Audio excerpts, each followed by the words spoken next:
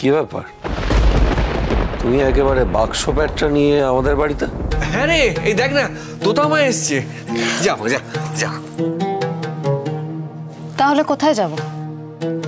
রূপের সঙ্গে তো আমি আর বিয়েটা করতে পারবো না। ওই বিয়েটা তো আমি ক্যান্সেল করে দিয়েছি।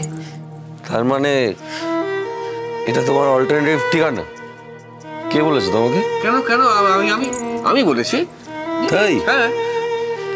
তাহলে তো আমাকে এই বাড়ি ছেড়ে চলে যেতে হবে। আসমান, তা আমার জীবনে এখন একটাই ফোকাস, নিজের পায়ে দাঁড়াতে হবে। তার বাইরে আমি আর অন্য কোনো দিকে মন দিতে চাই না। আর তুমি কি ভাবলে হঠাৎ আমার বাড়িতে এসে বলবে যে তুমি আমাকে বিয়ে করতে চাও, এখানে থাকতে চাও, আর আমিও ড্যাং ড্যাং করে তোমাকে বিয়ে করে ফেলবো? দেখো আসমান, আমি তো অনেক মানুষের বাড়ি থেকে দাঁড়াইনি।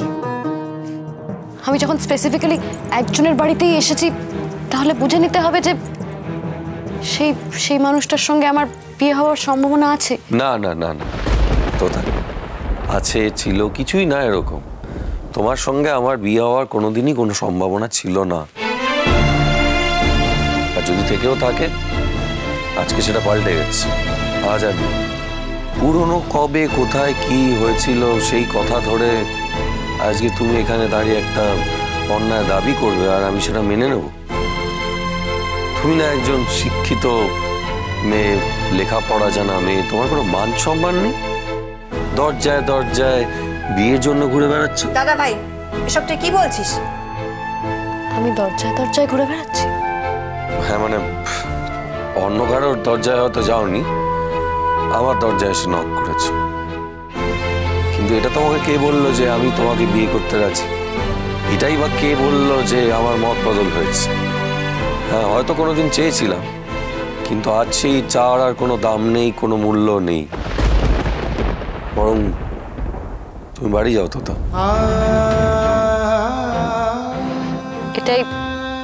এটাই তোমার শেষ কথা? আসমান, এইভাবে নিজের পায়ে কুড়ুল মারিস না বাবা। ওই মেয়েটাকে তুই ভালোবাসিস, পছন্দ করিস। আমি তো জানি, আমি তো তোর বাবা, আমি তোকে চিনি।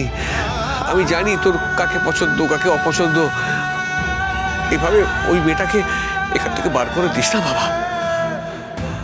আসমান, তুমি কিন্তু আমাদের কথা দিয়েছিলে। দিয়েছি তো, আর দিয়েছি বলেই সবার সামনে দাঁড়িয়ে আমি সব কিছু স্বীকার করছি। কোথা তোমাকে আমি বিয়ে করতে পারবো, কারণ তোমার মতো মেয়েদের না আমি খুব সস্তা মনে করি।